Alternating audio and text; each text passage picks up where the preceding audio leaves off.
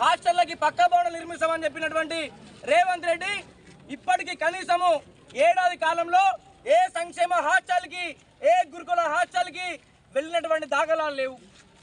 అల్లు అర్జున్ ఏ విధంగా అయితే ఏలోనే ఉన్నప్పటికీ జైలు వేసిర్రో విద్యాశాఖ తన దగ్గర పెట్టుకున్నటువంటి రేవంత్ రెడ్డి విద్యాశాఖ మంత్రి తనే కదా, విద్యార్థుల యొక్క మరణాలకు బాధ్యత వహిస్తూ ఆయన హోంమంత్రి కాబట్టి ఆయనను జైలు వేసుకోవాలి.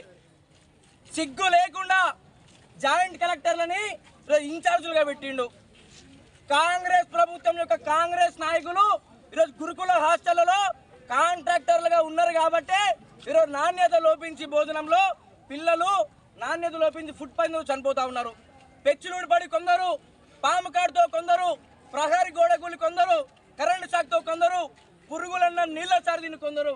అంటే తెలంగాణ రాష్ట్రంలో తెలంగాణ విద్యార్థుల యొక్క భవిష్యత్తు చచ్చిపోవాలని రాస్తుందేమో. ప్రత్యేక రాష్ట్రోద్యమంలో చచ్చిపోయారు.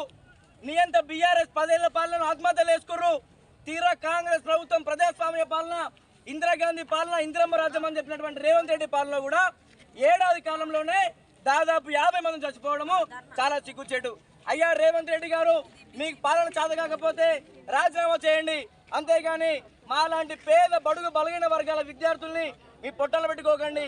కాంగ్రెస్ నాయకులు, కాంగ్రెస్ మంత్రులు, కాంగ్రెస్ ఎంపీలు కూడా చెప్తా ఉన్నాం, మీరు కనుక విద్యార్థులను పట్టించుకోకపోతే, విద్యారంగాన్ని పట్టించుకోకపోతే మిమ్మల్ని తెలంగాణ రాష్ట్రంలో ఎక్కడ కూడా తిరగనీయము. మిమ్మల్ని ఉరికించుకుని కొట్టేటువంటి బాధ్యత మాది.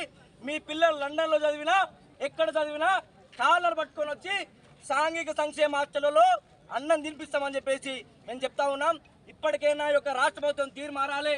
పక్కా భవనాలు నిర్మించాలి, ప్రహరీ గోడలు నిర్మించాలి. ఏదైతే ఈ యొక్క బాధ్యులు ఉన్నారో, ఫుడ్ పాయిజనింగ్ కావచ్చు, కరెంట్ షాక్ కావచ్చు, బాధ్యులు ఉన్నారో వారందరినీ కఠినంగా శిక్షించాలి.